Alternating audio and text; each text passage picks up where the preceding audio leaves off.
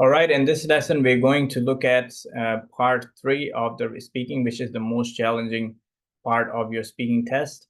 And we're going to look at overview, and we are going to do a little bit of practice. So let's get into it. Right, so in this lecture, we're going to look at speaking part 3, overview, and the practice. The activities that we're going to cover are finding thinking time. Really, you would need the thinking time because you would be asked for unfamiliar ideas. I mean, it's one thing that people ask you about what you think about stuff, but then if someone is asking you what other people think about it, you will need some time to think about it, right? So that's we will learn some phrases, how we can think about how we can take some time to think about ideas and what other things we should say in the meantime. Okay, then we are going to look at using others' perspective, other perspectives. How do we use those? And then part 3, speaking practice. We're going to do some practice too. All right, let's talk about what speaking part 3 is. Speaking part 3 is a discussion with the examiner. The examiner will ask a broad range of questions based loosely on the topic in speaking part 2. So it's the same topic he's going to use from part 2, and this is going to be a discussion style. The questions require test takers to expand answers further with explanation and examples from the world in general. Okay, so it will require you further explanations, and you will have to take examples from the world in general. This part lasts from 4 to 5 minutes, so quite a lot of time you will have to have a discussion with the examiner. All right, candidates will be expected to express opinions, to speculate, and to discuss on a more abstract and academic level that is moving from the personal to general. So personal opinion and also the general opinion of public. 4 to 5 minutes is what you will have to talk for. Think about possible difficulties they might have or have had with this part of speaking section. Think about your own difficulties that you might have when you are dealing with this sort of question. No opinion on the subject if you don't have any opinion. No knowledge of experience of the subject, not knowing what is coming next, difficult to anticipate. These are some of the challenges, some of the problems that people might face because you may not have any opinion on the subject. You may not have any knowledge of or experience of the subject. You may not know what is coming next, and difficult to anticipate. More complex language is needed to express opinions or more nuanced ideas. Okay, and that's what is really tested here. What are the solutions if you come across these types of problems? You need thinking time, right? You have to buy thinking time by using opening phrases. So what are the phrases that you can use? I'm going to teach you those phrases. Looking at the questions from others' perspective. So think about what others would think about it. What would other people or sections of society think about this, right? You'll have to think about that, not just your own opinion. Developing confidence in using certain fixed expressions for giving opinions and speculation, right? So you'll have to develop confidence in using certain fixed expressions by giving opinions and speculation. All right, let's look at, first of all, buying time to think. Sometimes the question in part 3 of the speaking section may ask about things students have not thought about much, don't know much about, or just haven't thought about recently, right? Being able to have a little thinking time before they begin to answer can help this in this situation. For example, they ask you, what do you think about environmental problems of society? You really need time to think about it because you may not have thought about it before. You might not have had a conversation with someone about environmental problems. You may not even care. Oh, I mean, I would say you should care, but if you never had that kind of thought process going, you may have a little bit of trouble there. So how do you buy some time? You can use these phrases, right? So you can use these phrases. The first one is, that's interesting. Let me think. So the examiner knows that you're taking some time to think about it, think about your idea, and then you speak, because you will not have time to prepare in this section, right? In section part 2, you had time, you had 1 minute to prepare your response and no one was interrupting you. Here, it's going to be back and forth discussion. So you can use these phrases for you to be able to buy some time and really think about it. And while you're saying these phrases, also start thinking about it, what you're going to say next. That's interesting. Let me think about it. Or let me think. Just say, let me think. I'm not sure how to answer that, but yeah, just say it in this intonation as well. I'm not sure how to answer that, but yeah, and you could also use some time to think about it. I've never really thought about it before, but perhaps I think that the society should really care about the environment. So you just get some time and then start moving and talking about what you want to say next, right? Or you could also say that's quite difficult to answer. Let me think about it. Yeah, so you could also say that kind of phrase to buy some time. Let's just look at some of the questions that you may get, and when you're having a back and forth discussion, think about these questions. I really want you to do a lot of practice for this section and do a lot of questions that could be asked from you or of you in the speaking test, because you will need a lot of practice. You should start thinking about general ideas, general things that's going on in the world, and you should be comfortable explaining them and having a debate with someone, having a discussion about those things with someone. So let's look at some of the questions that you might get in your IELTS Part 3. Is there a need for museum in society? Do you think that traveling is less exciting than it used to be? Is tourism generally a good thing? Should young people be made to stay on at school until they are 18? Are young children today being made to grow up too quickly? Do you think electronic equipment is better for communication than being face-to-face? Has shopping on the internet, e-shopping, increased consumerism?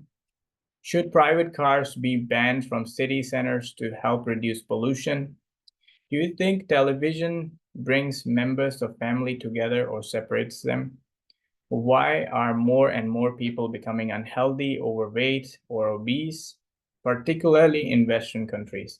So these are some of the things that generally you don't really think about, but if you have done your practice before going into the actual exam, and you know that you are comfortable explaining yourself and buying some time and explaining yourself and how would you discuss it with your examiner, then you're going to be in a good place and be ready for the exam. All right, so I want you to really write down these sentences and start thinking about how you're going to be able to have a discussion about these questions. All right, moving on. So when you're describing, for example, is tourism is generally a good thing, let's think about perspectives, personal points of views to the list below, right? Let's do this activity.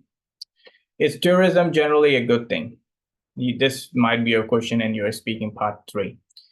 Think about people who are affected by tourism, right? If it's a good thing, the first thing I can think of is a good thing for who? For people? Okay. Who are affected by tourism? I can think of hotel workers. I can think of people who travel. I can think of travel companies. I can think of also the environment. I mean, I can think of countries. I can think about taxes. All of these things. So I can think of the people who are involved.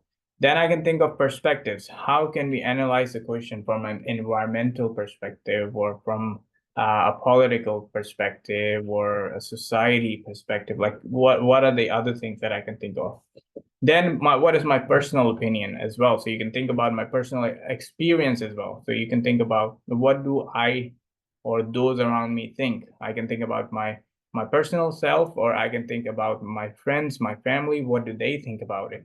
You can say my experience of tourism is this, my friends' experience is this, my family, when they travel, they really like that tourism is a great way of learning, different cultures. So yeah, you can use all of these things for you to be able to have some ideas when you're talking about it.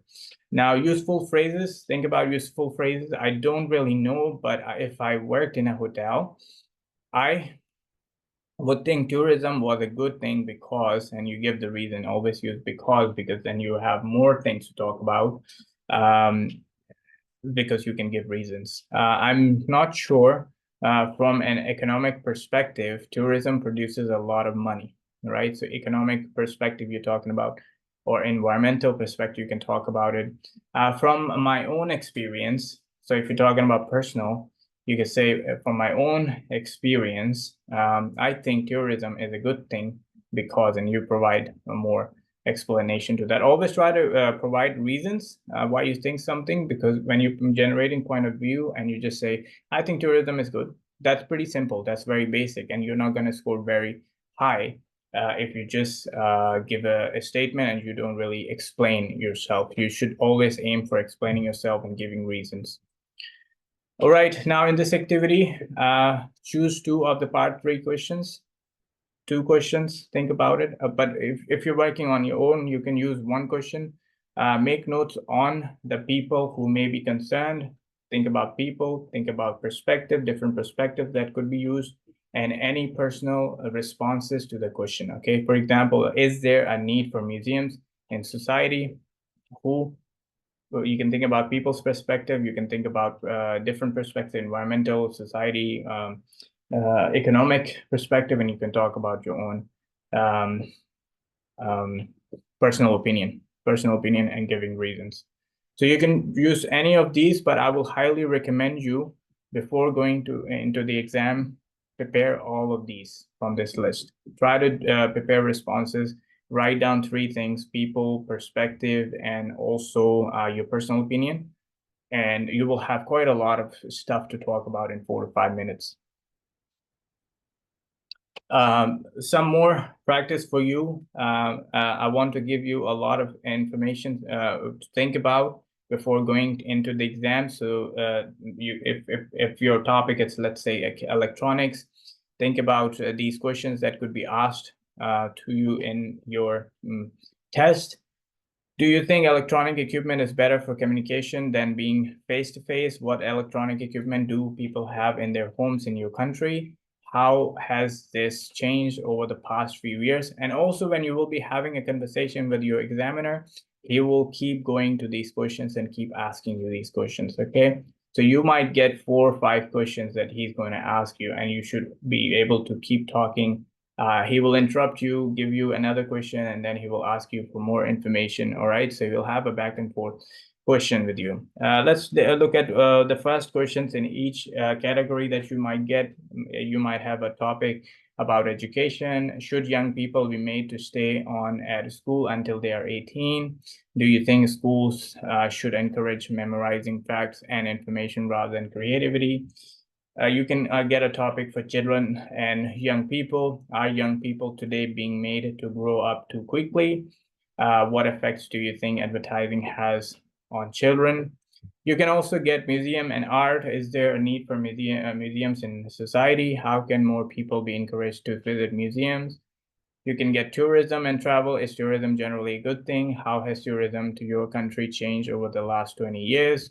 You can get transport in cities. Should private cars be banned from city centers to help reduce pollution? Do you think that making more areas of cities into pedestrian-only zone increase and decrease business in local shops? All of these things. I really want you to really, when you're thinking about all of these things, if you're running out of ideas, think about people. Just have that map in your brain. I can think about people, right? Who it affects, who it impact. I can think about environmental perspective, economic perspective, and I can think about my own personal perspective or my opinion. And I also can think about my family, what they think about it, what my friends think about it. That comes under your personal as well. So always have these 3 kind of ideas in your brain. And when you're answering, if you're running out of ideas, you can always use that template in your brain. All right. When you have given your response.